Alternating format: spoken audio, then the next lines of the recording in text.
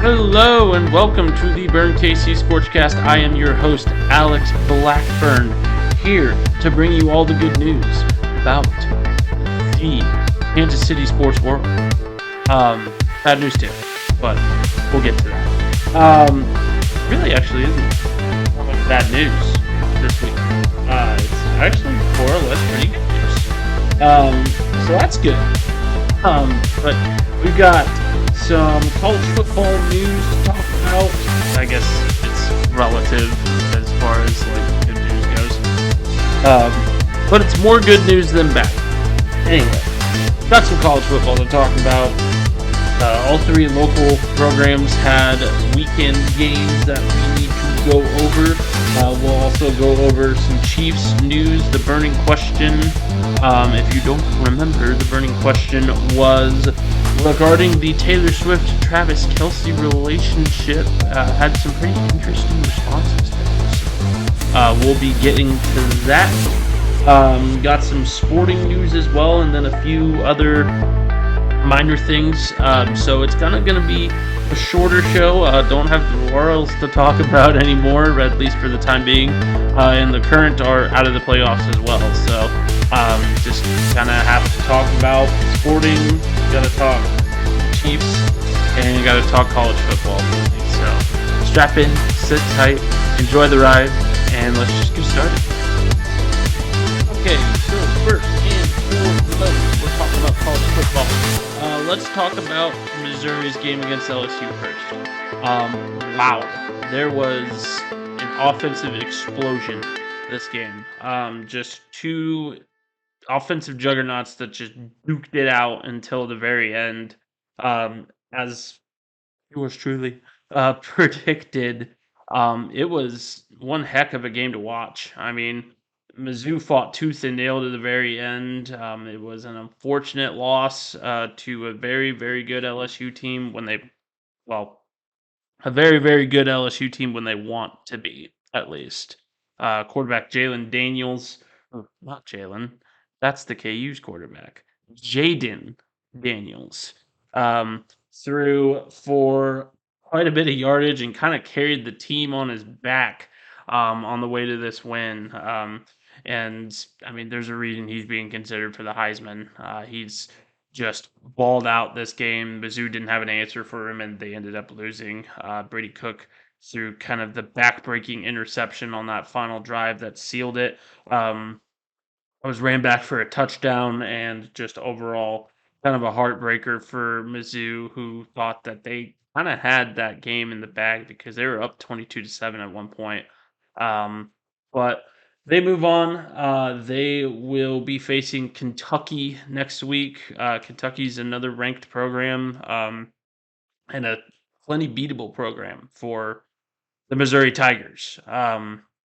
So I don't think Missouri stays out of the rankings for too long, especially if they can get a win over Kentucky here, at Kentucky, no less. And I know Kentucky's kind of reeling after that Georgia beatdown. So we could definitely see something from Brady Cook and company. That defense is not spectacular, the Kentucky Wildcat defense, but they also have a pretty good offensive unit. So we'll just have to wait and see how the Missouri Tigers fare.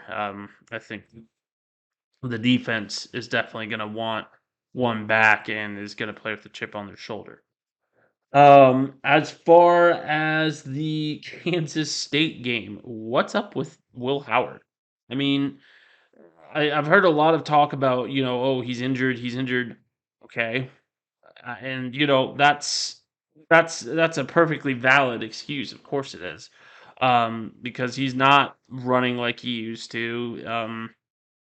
His ball skills are just not what they were last year. Excuse me.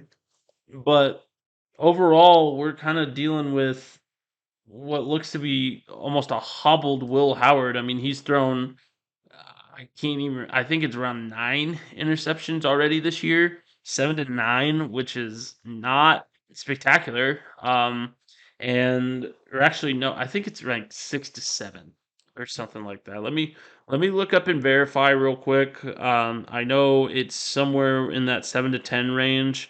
But at this point in the season, I mean, that's just not acceptable.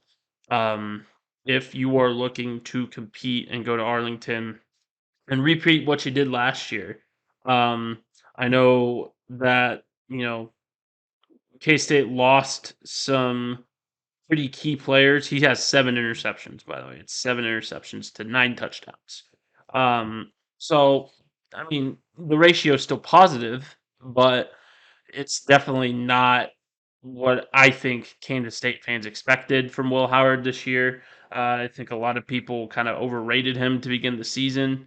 Um, that being said, there is a possibility that injuries could be there. But I think the main story behind K State's lack of success is this defense that just can't show up in big moments.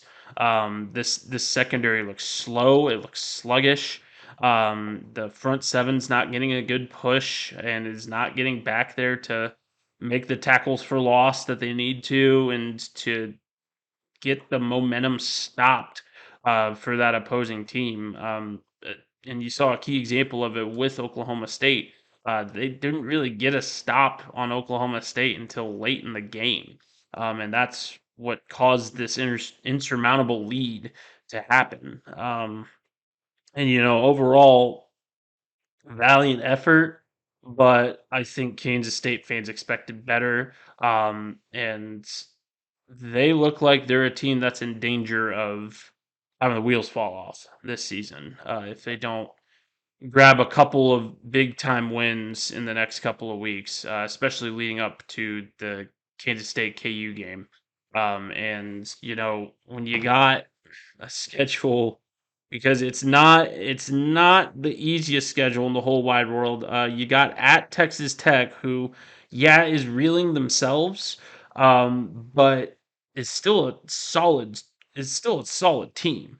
I don't expect Kansas State to just go in there and whoop up on them. But then after that, you got TCU, and you're at home at TCU. TCU's been kind of struggling this year, as again I predicted. But it's tough to say whether those games are easy wins or not because you don't know which Kansas State team's going to show up. Um, and then you got Houston, which is probably the easiest win that you're gonna have. Maybe Baylor too, but Houston's probably the easiest win that the Wildcats are gonna have leading up to Kansas. Because after Houston, you have Texas at Texas, so that's a tough one. And I think if they can build some confidence, go 3-0 in these next 3 games, I think they're in a good spot for Texas. I think they have plenty of ability to beat Texas. I think Texas definitely showed their vulnerability with this past game. They kind of walked through it and ended up getting beat by OU. I don't think OU was necessarily the better team. They just showed up in big moments. Um, I think they're about on equal footing in regards to OU Texas. But if Kansas State can go 3-0 and then come into Texas and steal a win, I think they're in good shape. I think they're right back to where they started this year. Um, Anything other than that, though, it's tough to put them in the Arlington conversation. I mean, it is, and especially if they don't get a win over Kansas, um, especially if they drop one of those 3 games leading up to Texas. I mean, it's tough to say. I mean, Kansas State's season is kind of up in the air right now, so we'll see. I think Kansas State has the ability to recover, but that all depends on, I guess, the health of Will Howard, as well as how well this defense responds to adversity and criticism. So, moving on to Kansas, though, holy cow. I've never seen a team run the ball with such ease as I did with Kansas against Central Florida. I mean, it was baffling how easy it was to gain yards on the ground. I mean, it looked like complete Swiss cheese, the UCF defense did. And Devin Neal, Daniel Highshaw, and Dylan McDuffie, all three had huge days. Um, Daniel Highshaw looked like a man amongst boys out there. Same with Devin Neal, really. And just that is what propelled Kansas to victory. That's Kansas' bread and butter is the run game, and they showed it in stride versus this Knights program. That's still reeling from the Baylor loss. Um, the Kansas ground game gained almost 399 rather than 400 yards. But 400 yards on the ground is an insane metric to begin with. So, and Jason Bean had 900s, or no, not 990. My mistake, sorry. But he had 90 yards passing and a few yards on the ground as well. So this is a dynamic Kansas offense that can rip apart some of the best front sevens in the game. We saw what they did to BYU. We saw what they did now recently against UCF. They're going to need to do that against Oklahoma State.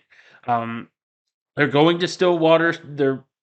Oklahoma State's coming off a great win versus Kansas State. They cannot sleepwalk through this game. They cannot get complacent. They have to keep the ball rolling. They have to keep the train going.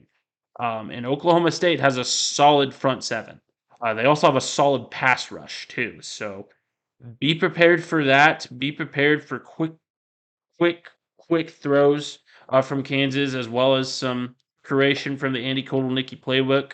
Um, I think Kansas absolutely has a chance to go into Stillwater. I mean, they're going to be playing for bowl eligibility. So I think they have a chance to go into Stillwater and have another statement win. It's just a matter of, you can't be complacent. You can't take these guys lightly. They did just beat Kansas State.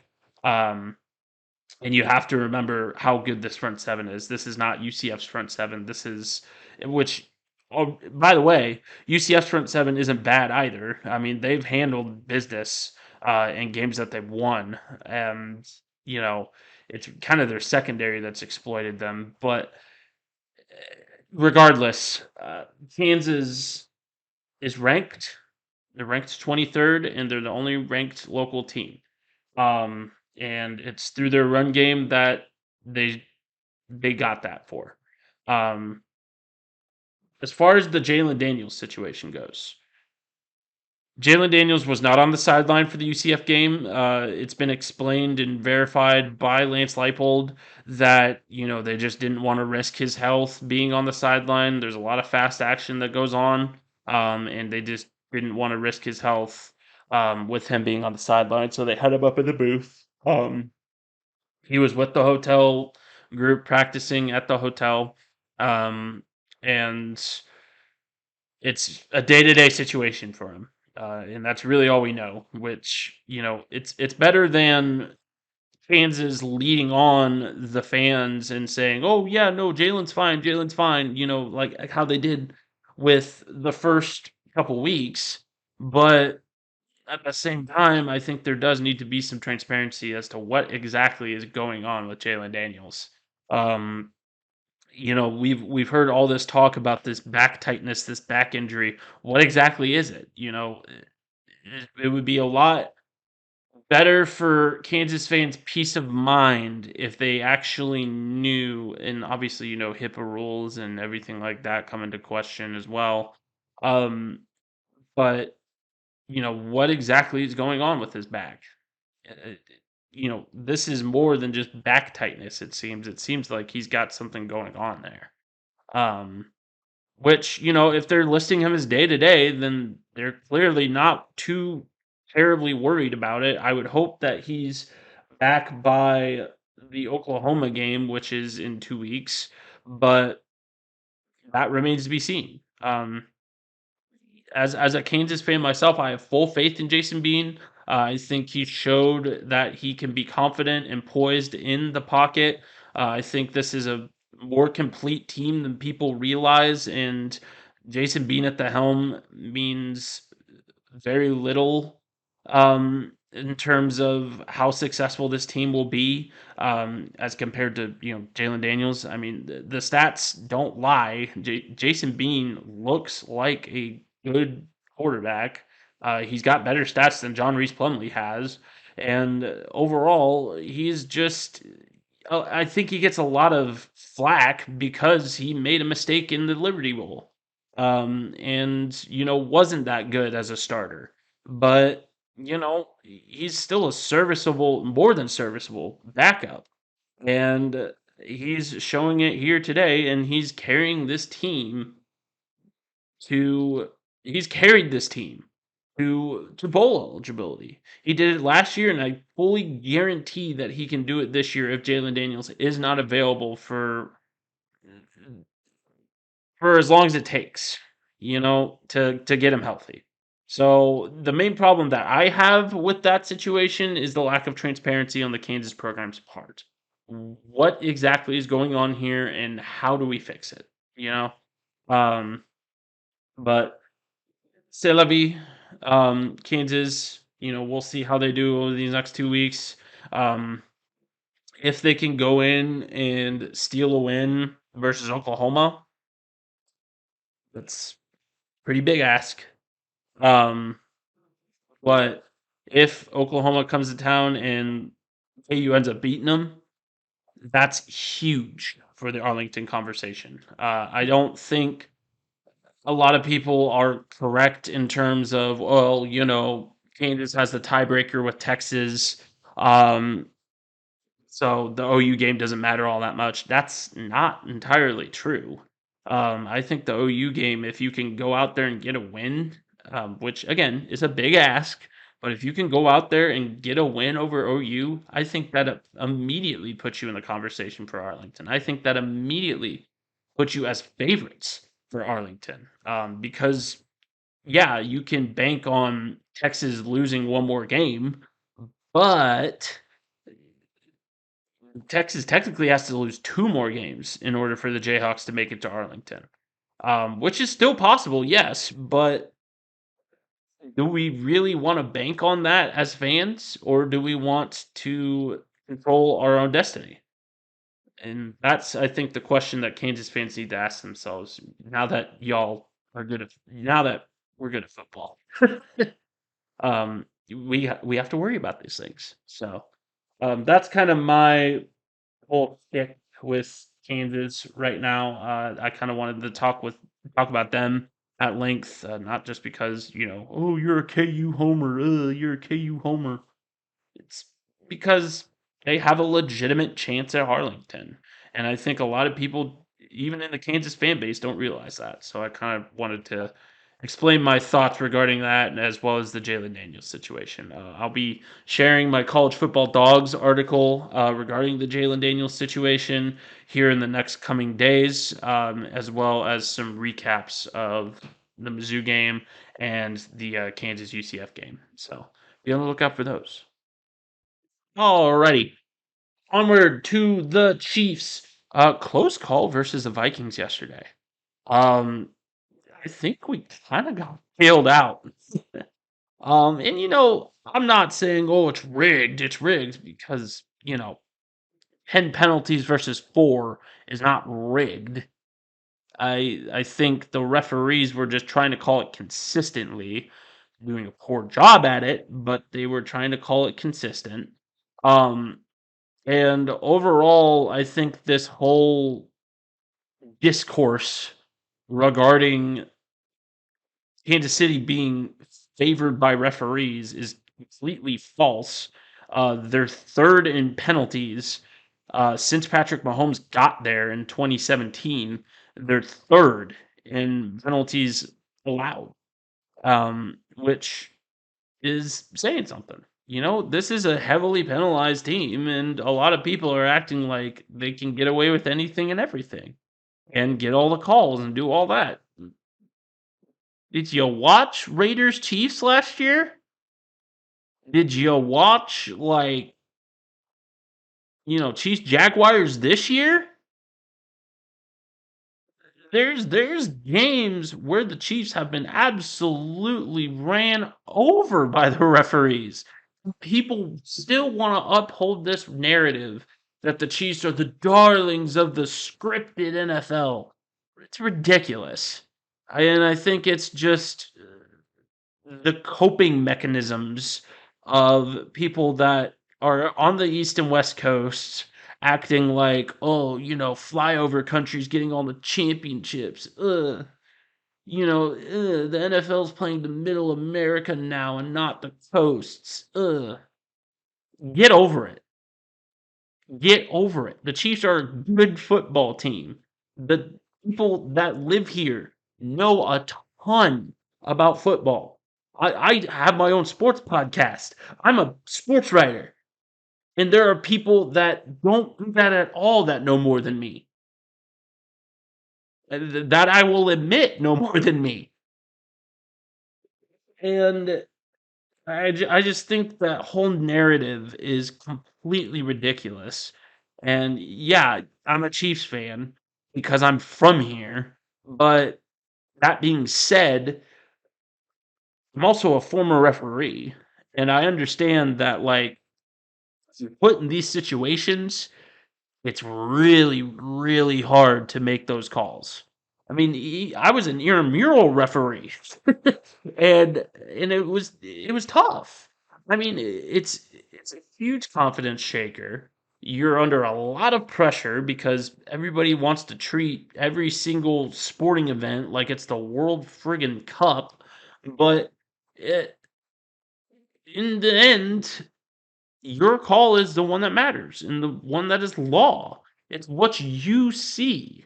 And what the NFL referees saw in Chiefs versus Vikings was pass interference. Or wasn't pass interference. And you can complain all you want as to what you saw on TV, but you have to understand that referees, while they do have help from press boxes and everything like that, and from New York and blah blah blah, they're calling it like they see it. And I think it's given these I think it's given people a very warped view as to how they should treat officiating crews. Because frankly speaking, that's why there's a referee shortage. Is because this is trickling down into youth sports. And it's ridiculous. I mean, you don't know everything and you don't see everything. So why are you pretending like you do? And as much as the NFL is kind of a shady organization that has all this, controversy surrounding it, blah blah blah blah blah, they don't script games. You realize how hard it is to script a football game, to script really any sporting event without people immediately figuring it out, and it's incredibly hard because people have been caught for it in the past, in the 20s, no less. So in this age of huge amounts of information, you really think that nobody has said, let's look into the NFL. Oh, they're rigged. You have all these resources at your disposal and you can't figure that out, even though back in the 1920s, everyone and their mother knew the White Sox were cheating and gambling on their own games. Or that Pete Rose was gambling on his own games. It's the same premise. It's fixing. It's been around forever. And what we have with the NFL isn't an issue of fixing. It's an issue of professional sports. It's the nature of the beast. Stuff like this happens all the time where you have dynasties. It happens all the time in the NBA and the MLB, yet nobody. Yeah, the New York Yankees, the Golden State Warriors, the Los Angeles Lakers of the 80s, the Bulls in the 90s, the Cowboys of the 90s, Steelers of the 70s. Like, it happens all the time. Why are we questioning it now? I mean, come on. Seriously, it's ridiculous. Get over yourselves. All right, rant over. Sorry. we have a little bit more to talk about regarding the Chiefs, so let's get into it. Um, we got some Kelsey injury news. He is not projected to practice tomorrow. They did not have practice today, even though they have a short week. They did not practice today per the Chiefs Twitter account, X or whatever you want to call it. But he is projected to be doubtful for Thursday's game. Um, Understandable. I think you give him the rest. I think it's going up against a Broncos team that you can beat with or without Travis Kelsey. I think it's an.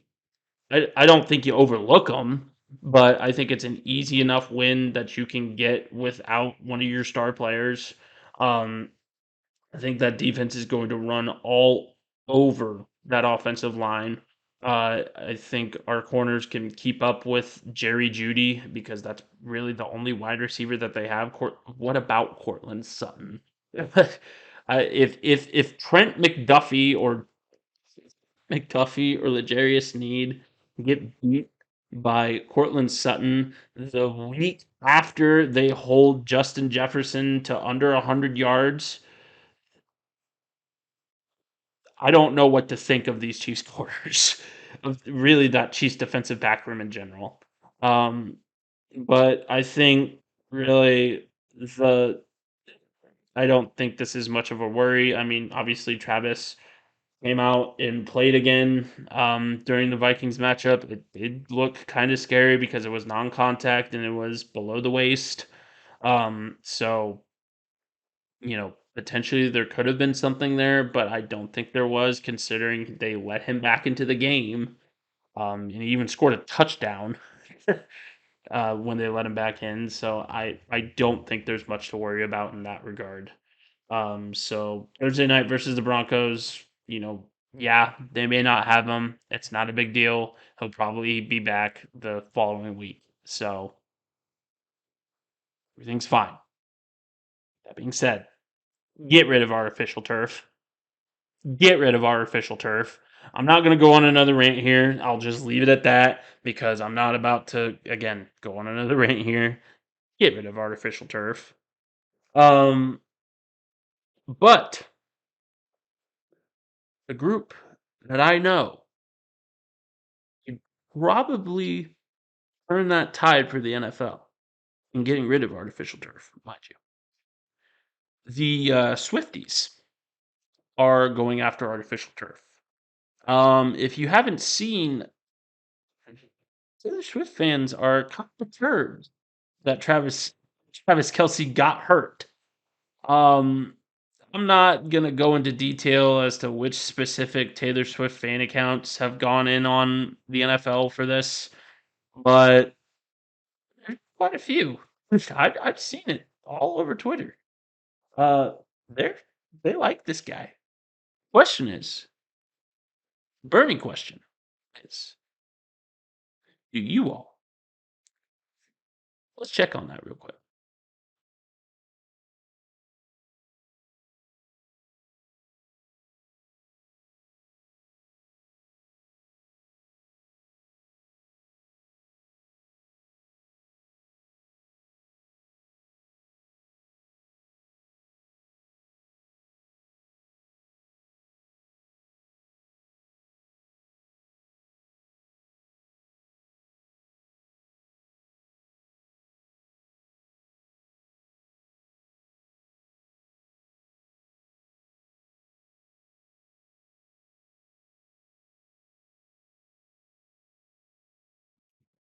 So it's pretty clear to see that the Kansas City faithful are in favor of this Travis Kelsey Taylor Swift relationship.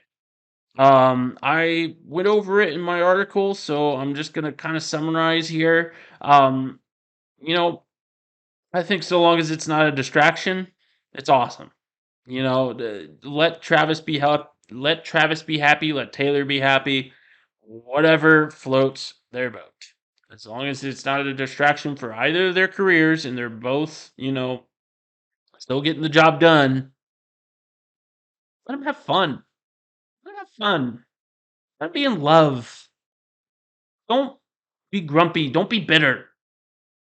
I'm not even that big of a Taylor Swift fan. In fact, like, I think her music's kind of annoying, to be honest. To be completely honest, don't come for me. Do not come for me. It's just not my cup of tea. I still respect her game. Don't come for me. Um, but um, yeah. If I can like it and I can be for it, you all can be too. So just relax. Don't gatekeep. Let people enjoy things. Moving on to sporting. Okay, so I did forget to mention that Coach Pearson, known Raiders fan, Coach Pearson, has made his opinion known. She'll get Brittany jealous, and soon Mahomes and Kelsey are divided, followed by Mahomes to the Raiders. Um, are you fed up with Jimmy G already? I, I kid. It's your owner that's not going to be willing to pay anything for Patrick Mahomes, so I doubt that. Even if that slim chance of that actually happening happens. So I, you know. I wish I could have seen you this weekend, Coach. Unfortunately, um, different things were calling this weekend, and I could not go to the rugby game. But hopefully, I will get a chance to see you soon, and I hope you're well. So. We're going on to sporting, though. They're still 1 point away from that final wild card spot. At this point, you must win against Minnesota. You must win. I don't think it's even a question. Because if you lose or draw, you're not going to get that. You're not going to get over that hump. And honestly, you kind of have to bank on Dallas, who is the team in front of them, uh, either losing or drawing as well. So that if they do win, if they do win, they're still ahead, mind you. If Dallas does win, they're still ahead. So they need I think the 8 spot is also one of those teams that's like on the cusp. Let me go ahead and check real quick. I'm not entirely sure. I guess the International Cricket World Cup's going on right now. I didn't know that.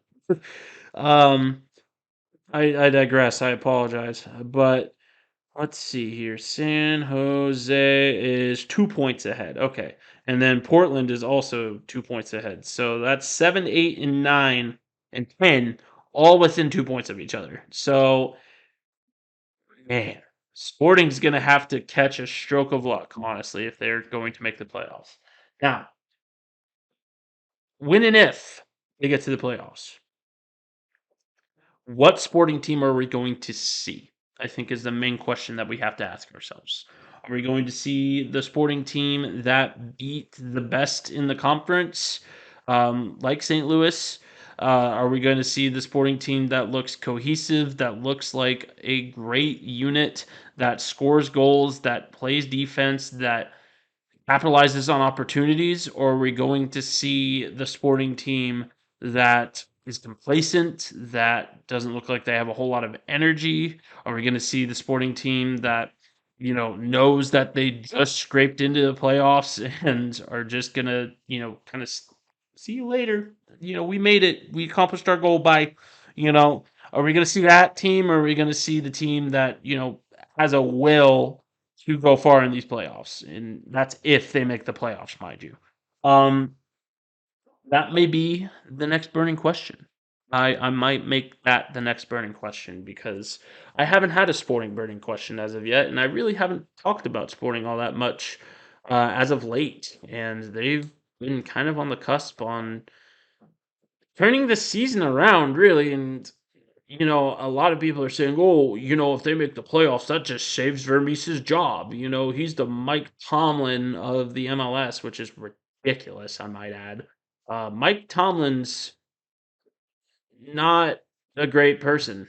Peter Vermees is a little better than Mike Tomlin. So, if they get to the playoffs, We'll just have to see which team shows up, honestly. And again, that's an if. Um, I'm just gonna jump right into minor news. I'm not gonna cut. Minor news: late night in the fog happened. If you don't already know what that is, it is the first official basketball practice for the Kansas basketball team. I believe Missouri had theirs as well. I'm not sure if Kansas State had theirs or not. But I do know that college basketball practice has opened up. Kansas will be playing an exhibition matchup for Maui. Um, to help the victims of the Maui fires um, against Illinois here in the next couple of weeks. I can't pinpoint that date off the top of my head, but it's happening sometime in October. I know that. Um, but as far as late night goes, it was kind of a rough late night in the fog for the Jayhawks. They kind of jacked around a little bit, and Bill Self was not too happy. He talked about changing the format and potentially, making his team actually form, like they know how to perform, rather than just have fun, jack around. Don't not treating it like a practice. Basically, is what happened. Because obviously we caught a little bit of audio. And if you want to go check it out, I can certainly send you the link if you want to ask. But it's Bill Self was not happy. So there's that. Some Blues news. The Kansas City Blues will be traveling to Wisconsin to take on the Wisconsin Rugby Club in Madison. Obviously, there's a Milwaukee team and a few others, but this is the Madison, Wisconsin Rugby Football Club. Um, and will be looking to continue their winning ways. If you don't already know, I believe they are third in the Midwest right now, so perfectly in great spot for playoff contention. Just got to continue to win by a lot, and you're basically a shoo-in for those Midwest playoffs. So good luck to the boys.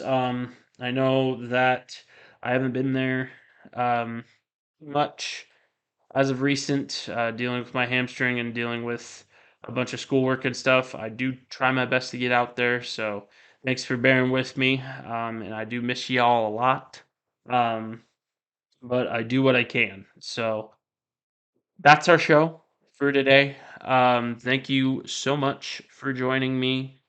This has been Alex Blackburn. I hope you have a great night. And this has been the ScorchCast. So be prepared next week. I should have it released on Sunday.